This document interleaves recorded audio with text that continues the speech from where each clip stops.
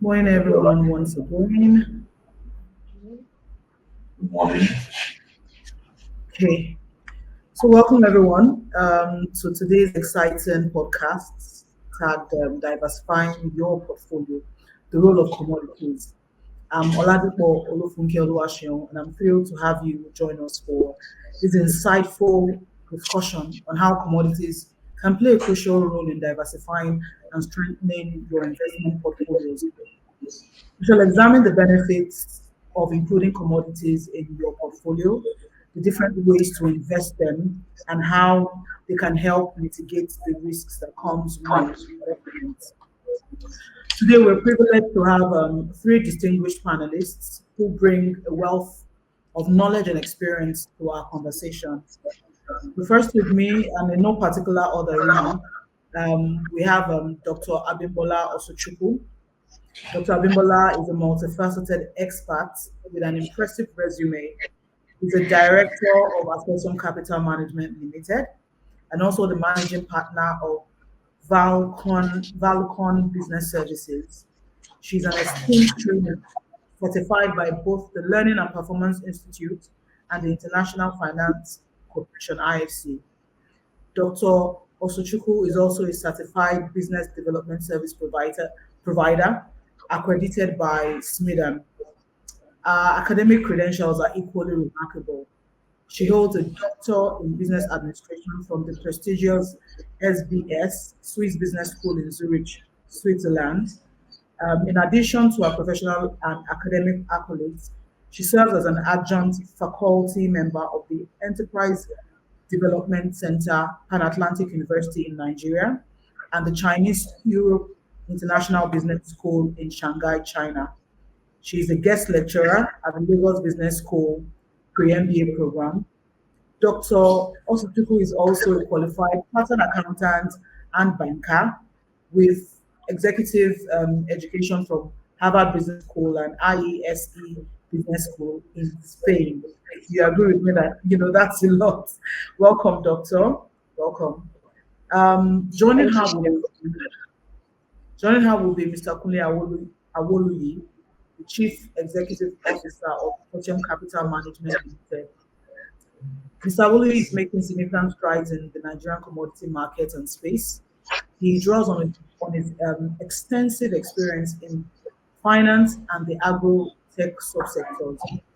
With over 23 years of expertise in developing, training, and business strategy models across various industries, including banking, telecoms, and real estate, Mr. Woody has made substantial contribution to the financial service industry.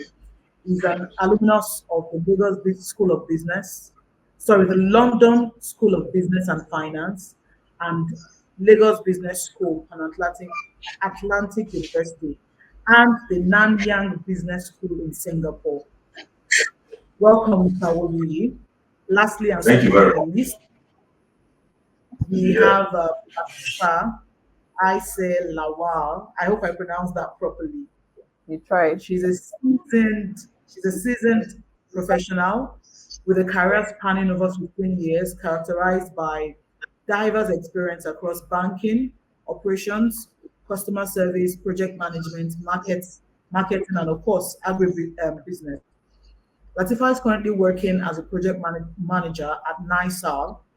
For those of us who don't know, that is the Nigeria Incentive-Based Risk Sharing System for Agricultural Lending PLC, where she manages an integrated livestock project aimed at resolving the recurrent farmer elder crisis in the northeastern part of Nigeria.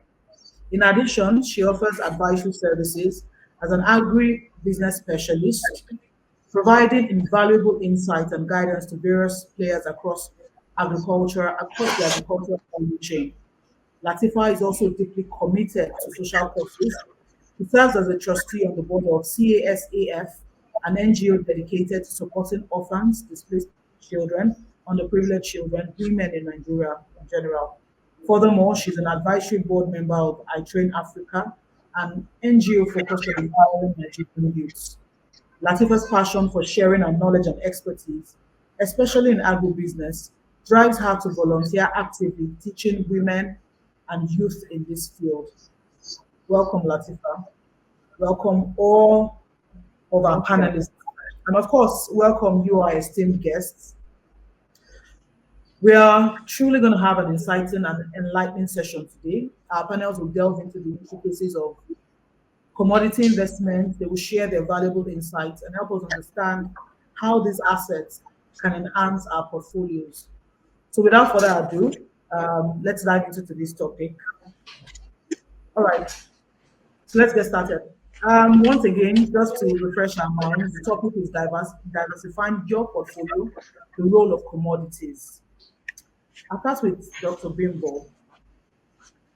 So can you please let our guests know what diversification is and why it is important for an investment portfolio? Thank you very much, Sean. Once again, welcome all our guests. So when we talk about diversification is an investment strategy that involves spreading your investments across various financial assets, um, various sectors, various industries, and other categories in order to reduce the risk of your portfolio. The underlying principle of diversification is that some assets will perform and give higher yields than others. So some will pose a lower risk and some will pose a higher risk. So on the average, a diversified portfolio would always have a higher yield. And this is because your positive performing instruments or investment would neutralize any negative performance from others. And so this primarily underlines the reason why it's important to avoid a poor performing portfolio by a single investment to reduce your risk and have a portfolio that enhances your overall performance. Thank you, Sharon. Right, thank you, Doctor. Something you said stands out for me in this response, which is that a diversified portfolio helps to reduce risks. Okay? So if we would take that phrase and fit it into the commodity space, right? How does commodities, how do they help, the concept of diversifying portfolios? Okay, so like I said earlier on that, diversification is about spreading your investment across various financial assets. Now, there are types of financial assets. You have stocks, you have bonds, and commodities, various assets, real estate. Now, commodities come with a slightly different feature than all these traditional assets we are very familiar with. Okay, commodities are often have lower risk and have negative correlation with the risk and the returns of your average financial assets such as stocks and bonds. These commodities are primarily agricultural products. We have like wheat, we have gold, raw materials. So their volatility, their price volatility and their performance gives a negative correlation with other average assets. So meaning that their prices may rise when other assets fall, thus Yeah. reducing the overall portfolio risk and then giving you a higher yield on your entire investment portfolio. Thank you. Thank you. Thank you, Dr. Bimbola. Okay, let me come to you, Latifa. So, some people might ask, everybody hears commodities, commodities, commodities. What are these commodities really? Okay, thank you very much, Shion, and thank you to the entire team for having me. I'm really happy to be here. So, before I explain what commodities, before I give examples of what commodities are, I would like to touch on what exactly commodities mean. Okay, so commodities are real assets. This means that we can touch them, we can see them, we can feel them. They are basically like inputs to production or processing, depending on what angle you're looking at them from. And so we have various categories of commodities. We have our energy commodities such as the oil, gas, and coal. We have our precious metals like the gold, silver, platinum. We have industrial metals like copper, zinc, nickel, and even aluminum. And of course, bringing it home to me, there are various agricultural commodities such as sorghum, sesame, cocoa, cashew, and even cattle. So these are, the various kinds of commodities. And just like every other asset, they can be investable, meaning that you can buy them, you can sell them, you can trade with them. And, basically using the various financial instruments, available. Thank Latifa, you. I think probably Sheon has a bit of network issues, but we can still keep engaging our participants. There was Okay. something you said that struck me really hard, that there are assets that you can actually see and you can feel. I know a lot of people that are adverse to investing in shares because or bonds that okay, well, I can't see this asset, so it seems like a mirage to them, Exactly. Exactly. and then Exactly. Yeah. yeah, commodity takes away um that phobia that, oh, what exactly are shares? I can't see it, I can't trade in them. Yes. So that that Yes. that Yes. that is one of the different features that commodities bring into your portfolio. I quite agree with you. Like I said, they're tangible, so you can Yeah, demand to see your commodities, and you will see them because they can be safely warehoused in a location, that can be accessible. So I quite agree with you. yeah, yes, yeah. Welcome back, Kunle. I think we don't have Shemu at the moment. Can I take you up on the question while we wait for her to come on board? Can you hear me, Kunle? I'm not sure you can hear me. Latifa, can you hear me? Yes, sir. Can see you Yes, I can moving. hear you perfectly. Yeah, but I Yeah. think um they can't hear me. So I don't think Kunle can hear me, and we can't see him. But we can continue the Yeah, discussion we to can just keep continue. Yes, yes. educating And our. then I was gonna, yes, our guests. So I was going to ask you on the point you mentioned earlier. You mentioned that, diversification rather than focus on just stocks, I think you said, and shares and bonds. It's important to also diversify and consider commodities. The question is, how willing would people be when they're to, When investing they in are what? I didn't commodities. I didn't hear the last things you said. When they are what? Okay, I said, how willing will people be open to, diversifying, considering that they're used to the traditional stocks, bonds, and, shares? How willing will they be to, accepting that commodities are investable?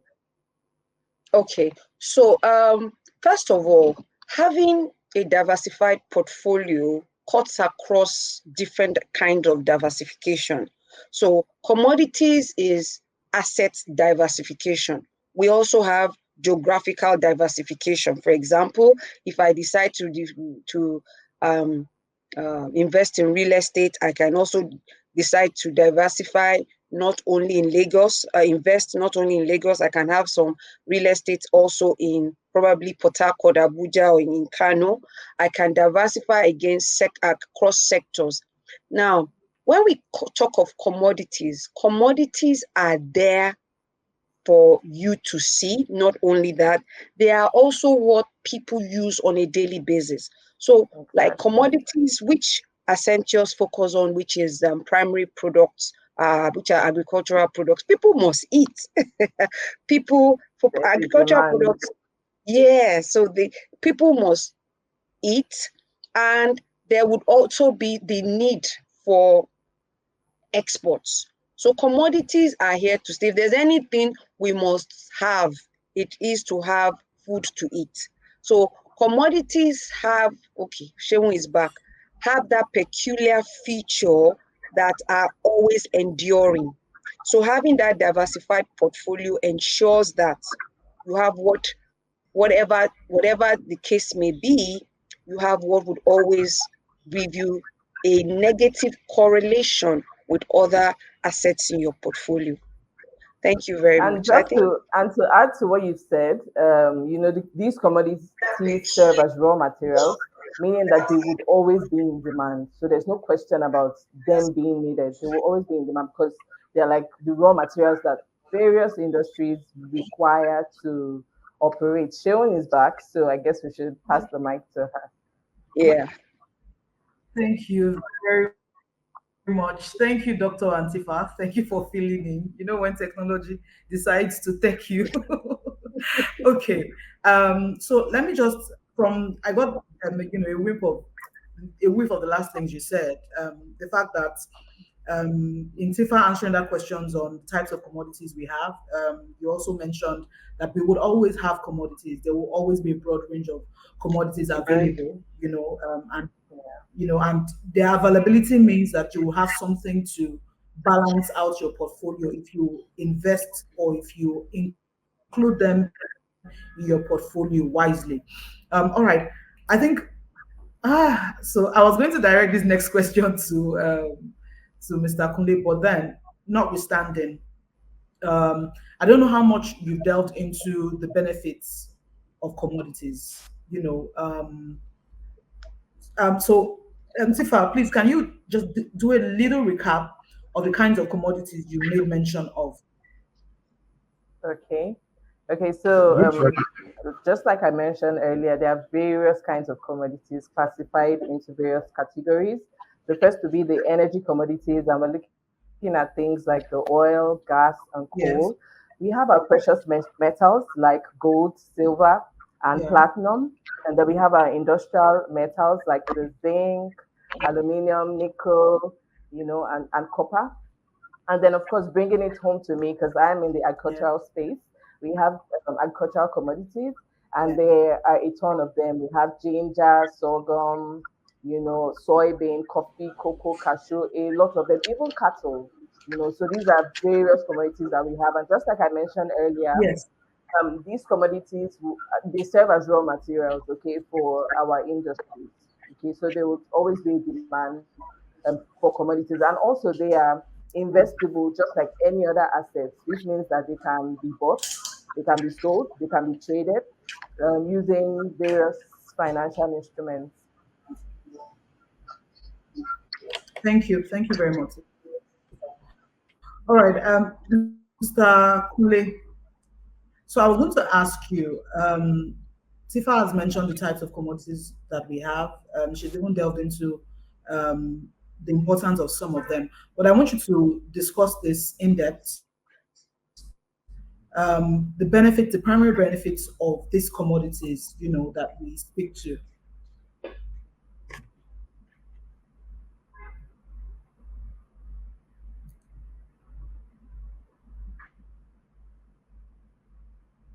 I'm sorry, we can't hear you, sir.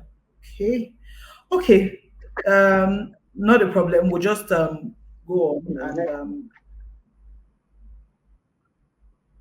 on and then we'll. Okay. So now, a lot of times there's this misconception when people hear commodities, which was why I like the fact that you explained the difference. You broke down the categories, Tifa. When people hear commodities, the first thing that comes to their mind is just agricultural. A lot of people don't about their mind to the fact that you have commodities. That oil and gas is a commodity, it's tradable. They don't about their fact to the fact that gold is a commodity and it's tradable. That's the feedback I'm getting when I discuss, you know, um, commodities within the Nigerian space. Everybody just knows agricultural products. You get. Okay, Mr. Kule, can you hear us now? Um, all right. I think I'm back. Sorry for the network issues that we had, but I think that's been resolved now. Hello, Can sir. you hear me? Okay, so Yes, we can. yes, we can hear you. You're audible, sir. All right. Okay. So my question was for you to please dive into the benefits of commodities. The Dr. and Okay. Tifa I've done like a glossary overview of the benefits of these things. Yes, but please, can you go deeper, explaining to us how commodities are a benefit to us and are a benefit to our portfolios as investments, and how they can help mitigate, risks when added to our portfolios. Okay. All right. Thank you very much. In truth, from an investment perspective, investing in commodities has a lot of benefits. First of its kind is first of it is diversification. You as an investor, if you focus so much on one particular asset class at a time, you tend to be exposed to the risk that is available to that asset class. But however, when you diversify into other asset classes which commodities provide, you tend to be able to spread your risk. So typically, another benefit is the fact that you can hedge against inflation. So from historical records, you tend to find out that when there is inflation in the economy, most times commodities tend to also rise in price. So especially when you speak to agro commodities, when prices go up, inflation is all over. There tends to be a situation where the food prices are always skyrockets. So when food prices skyrocket, you have a situation where people that are in the agro business, especially, they tend to, I would not say have a field day, but they tend to make money because everybody tends to, first of all, want to take care of the basic needs, which is real agro commodity. So basically, when you are invested or when you are divested into agro commodity or into commodities in general, you tend to benefit from that rising cost because there may be short supply, and what typically happens is that demand goes up, price goes up as well. So there's that benefit for higher returns when you are invested in commodities. The typical thing that happens within the commodity space is always speaks to seasonality as well. So a lot of things happen around you when you warehouse and then you make things available during the off seasons. So there are a lot of benefits that exist. I mean, traditionally, if you even look back into the way we do things traditionally, back then, even before we have the commodity exchanges or before government starts the regulation, you find a situation where people tend to buy some commodities. If you remember very well, I remember my grandmother then, she used to buy palm oil. She buys when it is in season and she stores. So people that have taken time in commodities have been able to also benefit in a lot of ways. So it also helps you to balance your investment portfolio. So your asset classes. So if you have your financial instruments, you are invested in bonds, equity, and the rest of it. You have commodities as part of the asset class that you're invested in. In the times when stock market goes down, for instance, let's say happened in 2008 when the stock market crashed. People that are in the commodity market or that balance their portfolio in that manner tend to find a way to even out eventually because even though the stock market is going down, you have another asset class that's also going up that helps you to balance your returns on your different. There's so many things. I mean, I'm sure we can keep talking on and on. Thank you. Thank you, Mr. Kunle. Thank you very much for that, for the insights you provided. Now, so I want to ask this question like the layman, someone who is new to all of this, so maybe your traditional investor who understands what it means to invest in stocks and in shares, and he's interested in investing in the commodity space. How would anyone who is interested in the commodities go about it? What are the various ways that we can invest in commodities, basically? That's the question. Okay, so there are a couple of ways that can be done. The very first and obvious one is physical commodities, buying the physical one, going to the market, so we call that spot market. So you see a lot of traders go into the market to physically process this commodity depending on what they're interested in. Now, if you are very knowledgeable about the commodities you're buying, it may be a good thing to do. But having knowledge of the commodity also means that you should have knowledge of what the economy is saying about it per time, or what supply and demand is saying about it per time. So, for instance, a couple of months ago, um, cashew was quite in high demand. In fact, the prices were very up there. Everybody invested in cashew, was happy, and they believed they were doing the right thing at that time. But with a very little policy that was implemented by the government, the exchange rates came down, and the moment it came down, the international um, prices, even though they remain, but the implication in terms of forex to the naira also changed. I was speaking to price fluctuations. So easily, anybody that's positioned in that market at that time, if you are not abreast of what is happening economically vis-a-vis what the CBN policies are saying, you tend to you may tend to have lost out. So the right thing to do when you say you want to invest in commodities is, yes, you can buy the commodity. That's the way to get in. But another way to get in is to find experts like Assetium, where you can be properly advised. And for an organization as Assetium, one of the things we do is that we can invest in future contracts. And when you say future contract, what it typically means is that we can agree to buy the product at a certain price at a certain time in the future, and the buyer is also, or the seller is also obliged to also sell at that time in the future, as long as we have a contract. So having the understanding and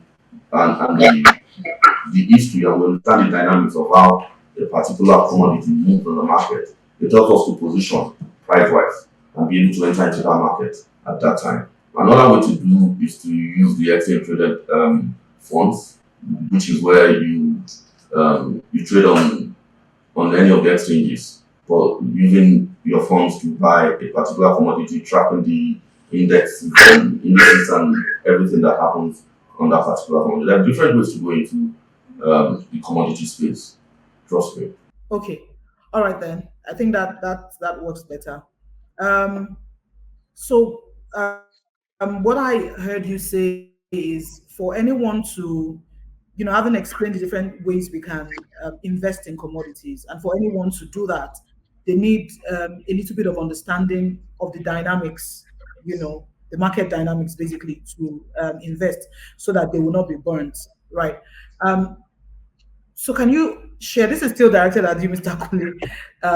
Can you please share examples of how commodities provide stability, during market volatility? When the market generally is volatile, how do commodities help in, bringing stability to an investor's portfolio?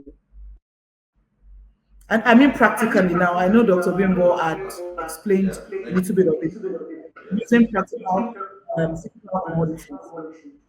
Okay, thank you very much. I think I spoke to you in a bit when I was speaking earlier, but let me give you an example. For instance, back then in 2008, when we had the stock market go down, anyone that has some form of money, let's say, for example, a million naira in the stock market, and you have a million naira in the commodities market.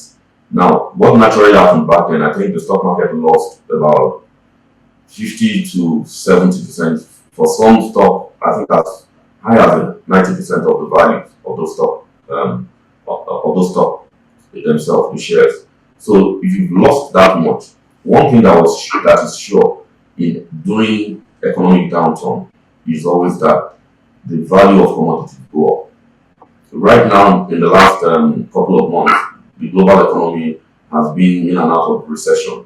We've seen that happen. But guess what? The price of gold has been going up. As of November, December, the price of gold was about between 50 to 50,000 or $50 per gram. As of today, the price of gold is about 75 to $80 per gram. What has happened is that it has consistently increased. Okay. The last thing I picked from what Mr. said was that in recent times, the particularly for gold that I'm aware of, as of last year, gold was around 40 something, for something thousand per gram, and currently it's at over 100,000 naira per gram. Of course, there are certain economic, there are certain events that have led to this, so I want to ask Dr. How do geopolitical events, how do they impact commodity prices? How do they swing it up and then swing it down? So commodities are not exclusive of economic events. Uh, Various economic events affect also the prices of commodities. Like we said, commodities are versatile, like Latifat explained. So all these also affect the prices and thereby affect the demand and supply of commodities. And remember, these are key indicators that help determine the price. So, for example, when we have, well, I have an echo. Can you hear me? Yeah, but there's an echo. There's an echo. So, okay. Okay, I'll continue. I'll round up what I was saying. Doctor, you can So, proceed. for We'll example, just yeah, yeah. So when we have um, economic events this could be positive or negative economic events. These economic events greatly influence what happens to the prices of commodities. For example, let's look at tensions in the Middle East, and these are steadily led to oil prices. The supply concerns. So when this affects supplies, this drives up prices because when there's a shortage of supply and there's a constant demand, it influences the prices. So it affects the cost and also the demand for commodities also. So this also affected wheat. So various events, which we refer to as external shocks, can be positive or negative, um, also affect the price. And this is because they affect the demand and the supply of commodities. Thank you. thank you, Doctor. Thank you for that, for that practical response. All right. So within the commodity space, a lot of times when you pitch investment in commodities to people, there are a lot of misconceptions, and people don't even want to avert their minds to the fact that with expert guidance, you can navigate the ups and downs, that comes with investing in commodities. That's like, that's so I just want us to discuss some of those misconceptions and to give insights on debunking, those misconceptions. I'll start with Mr. Kunle. Please, can you just highlight two misconceptions that, having worked in this space for quite a while, what misconceptions do we have out there in the public? And what would be your response to those misconceptions, that the public hold on investing in commodities? Okay, thank you very much. I think one of the major, I would say it's a misconception. One of the major issues or challenges that I come across when I speak to people about commodities is their own lack of understanding of how the commodity space works. So it is always a lot of challenge trying to break this down for people. So I would say that it is more of a challenge of education for the people in terms of the knowledge as against the misconception as it is. So people tend to not, when you speak to commodities, people don't understand it at all. A lot of people, and these are things that everybody sees every day. These are things we interact with every day. These are things that we hear and listen to every day. People don't understand that the concept of commodities or commodity trading or being in the commodity space has a lot of value to the very basics of our existence as human beings. So I think one of the major things is lack of exposure and understanding on how that space works. That's one. Then number two, people also feel, so for a misconception, I'll say one of the major misconceptions that exists is that the commodities market or the commodities as a whole is not as vibrant or as viable as the traditional financial asset class. So, because it is up until 2017, the government did not intervene formally in the commodity sector. The government, through the Securities and Exchange Commission, started intervention into the commodity space from 2017, and then they began to create that ecosystem and then develop it in such a manner that people can see it the same way that you see your typical stock market. So we're regulated by the Securities and Exchange Commission, SEC.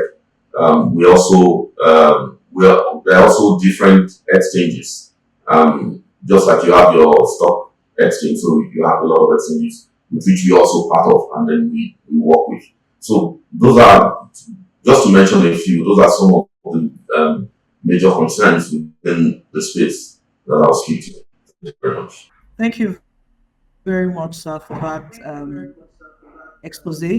Latifa, so, having also been a practitioner in this space, I'm sure through NISAL, you've seen a lot of things, you've seen a lot of I would like to passion suggest for that it. Mr. Philip Can you mutes his mic because okay.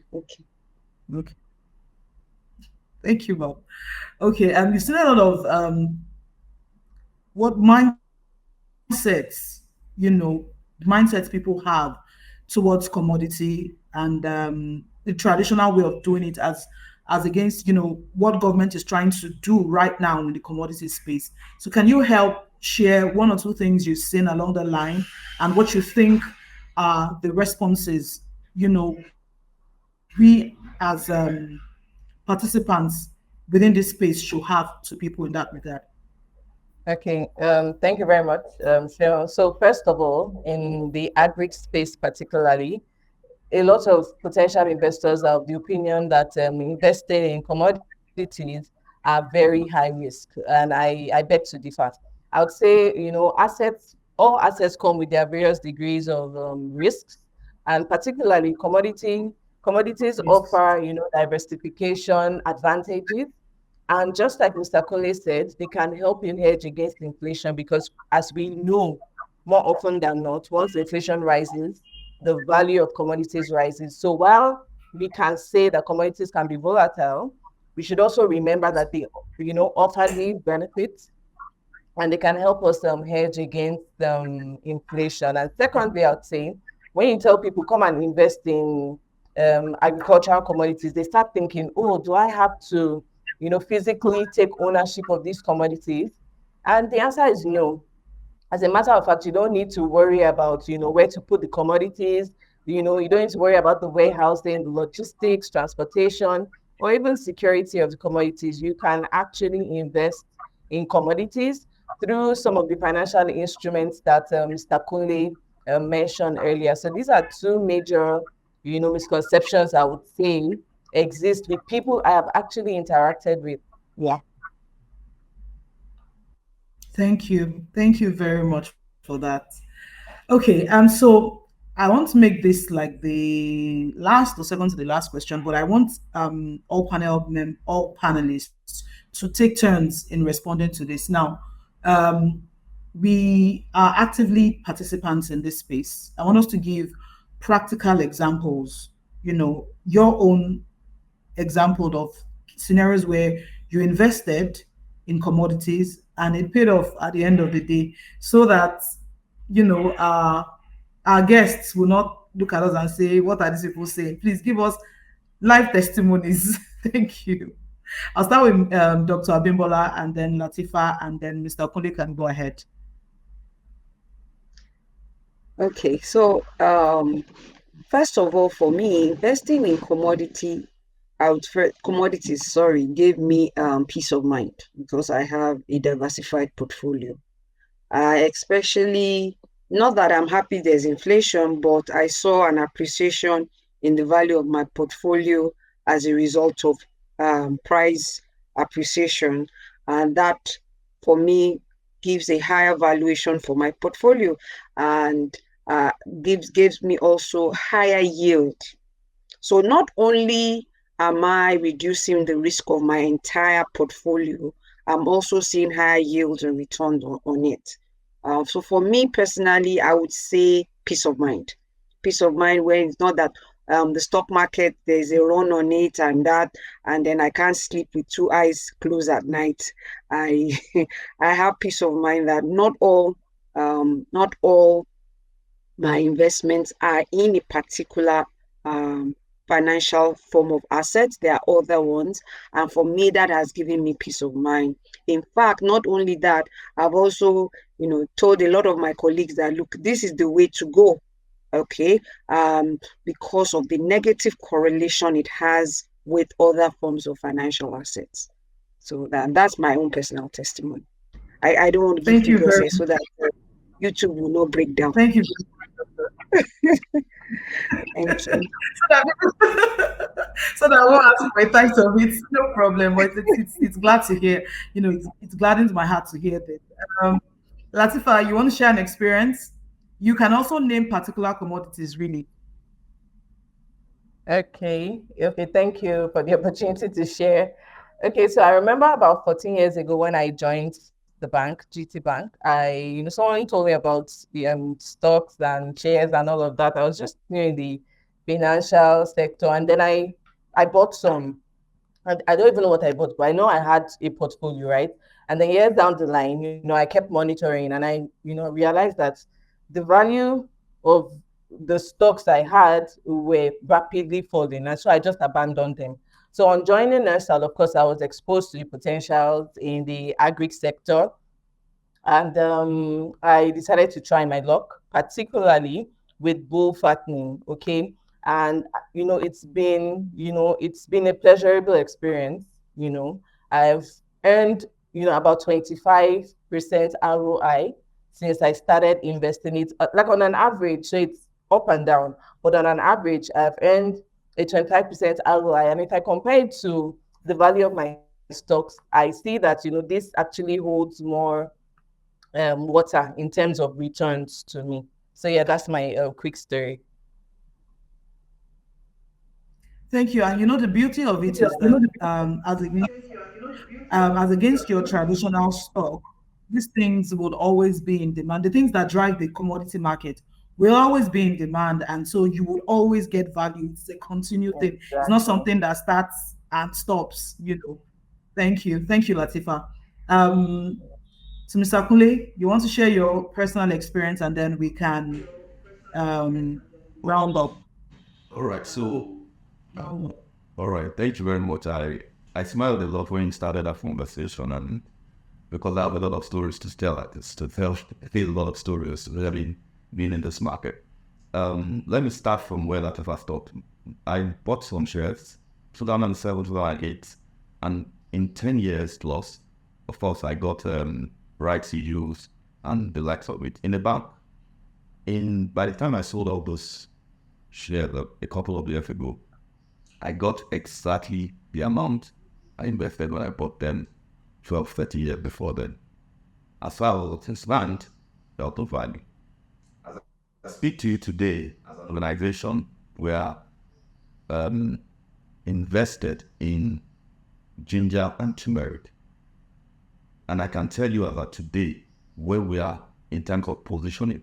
It's something I can smile talk about anywhere. It's been valid my other over the years and the things we've done in the commodity space. Of course, with a lot of effort in terms of educating ourselves, understanding what's like the dynamics of the market by time, we've been able to position ourselves in such a manner that the kind of returns we make is way more than what I can say have made in any other asset class. And that is also because we are well informed and we are positioned right as an organization. So I mean I may not go into details, but I can tell you that the story is sweet. The sweet story. Thank you. Thank you very much. Thank you, Mr. Kunde. Thank you, Doctor.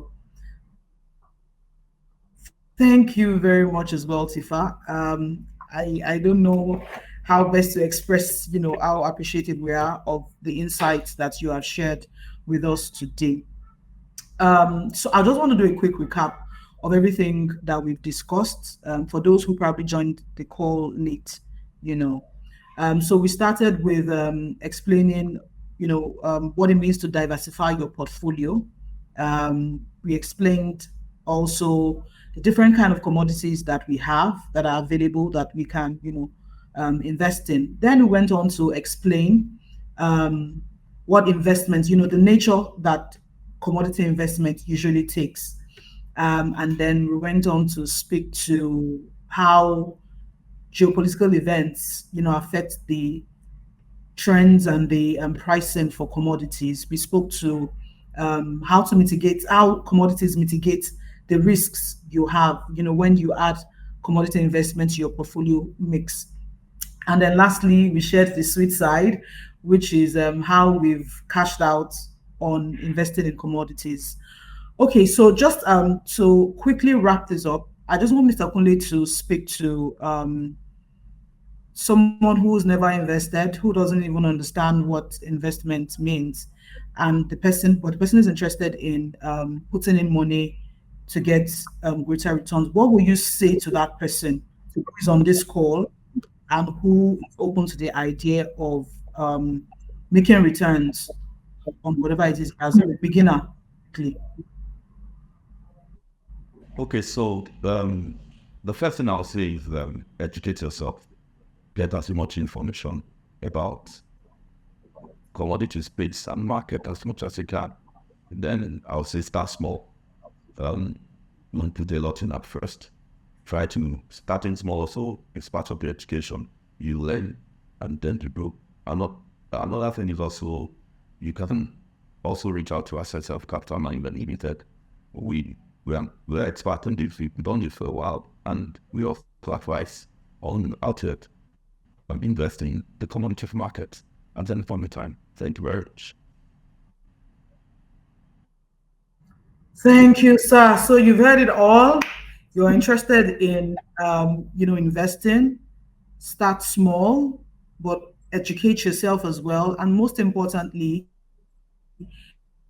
reach out to an expert in this space, like Assetium Capital Management Limited, and we'll be glad to guide you, put you through, the dynamics and the intricacies of exploring how to grow your wealth in the commodities space. Once again, I want to say thank you. Thank you very much, Dr. Bimbola. Thank you, Latifa. Thank you, Mr. Kunle Awoluyi. And thank you very much, our most esteemed guests who are taking their time to get on this call. At this point, it's a wrap.